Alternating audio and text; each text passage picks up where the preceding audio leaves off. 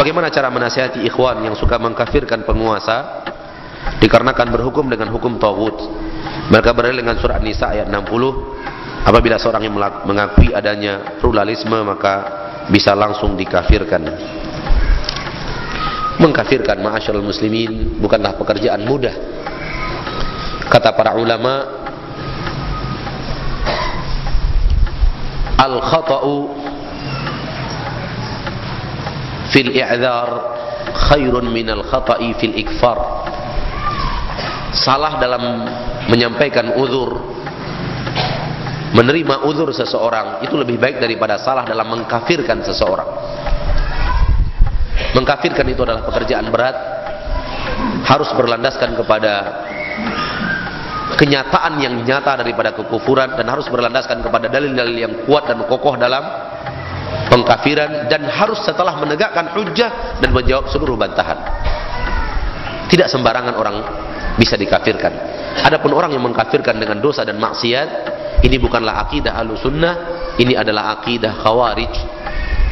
Orang berbuat maksiat lalu dikafirkan. Orang berbuat maksiat lalu dikafirkan. Hal ini bukanlah akidah Ahlussunnah wal Jamaah. Ya. Di zaman para sahabat ada aja penguasa-penguasa zalim yang melakukan maksiat. Tak seorang pun sahabat yang mengkafirkan. Bahkan sebagian penguasa-penguasa zalim itu membunuh sahabat. Sahabat Nabi yang dia bunuh. Sahabat pun tidak mengkafirkan. Khawarij mengkafirkan para sahabat dan membunuh sebagian sahabat. Para sahabat pun tidak mengkafirkan Khawarij. Mereka menasihati, mereka memerangi, akan tapi mengkafirkan tidak. Sehingga Ali bin Abi Thalib berkata, ikhwanuna baghaw alaina. Saudara-saudara kita menzolimi kita dan melampaui batas kepada kita. Maka mengkafirkan adalah pekerjaan berat, bukan pekerjaan mudah. Ya, harus ada syarat-syarat, dan antum bisa lihat dalam kitab-kitab para ulama tentang masalah takfir. Dan aksi kita yang selalu mengkafirkan orang karena dosa dan maksiat adalah bukan jalan yang sahih, bukan jalan yang benar, dan maksiat bukanlah kufur.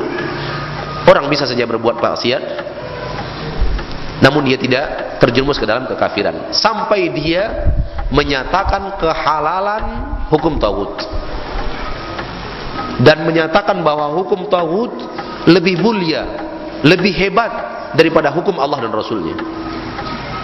Dan mereka meyakini hukum Allah dan Rasulnya harus dicampakkan, tidak beres lagi, tidak sesuai dengan zaman.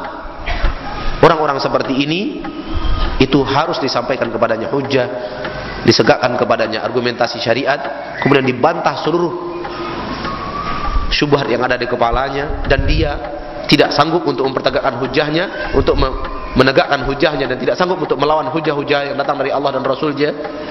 Setelah itu dia masih berani untuk melakukan hal yang sama. Anda yang telah menasihati boleh untuk mengatakan ini kafir sudah. Dan itu tidak mudah, butuh orang-orang yang mengerti syariat. Oleh karena itu ketika Ali bin Abi Thalib menyuruh dan mengizinkan Abdullah bin Abbas untuk menasihati Khawarij, Abdullah bin Abbas yang dipilih, bukan sembarangan orang. Sekali lagi, mengkafirkan pemerintah bukanlah akidah Ahlussunnah, dan mengkafirkan orang yang berbuat dosa dan maksiat bukanlah akidah Ahlussunnah, dan itu akidah adalah akidahnya Khawarij, dan Khawarij itu diperangi oleh para sahabat Nabi sallallahu alaihi wasallam.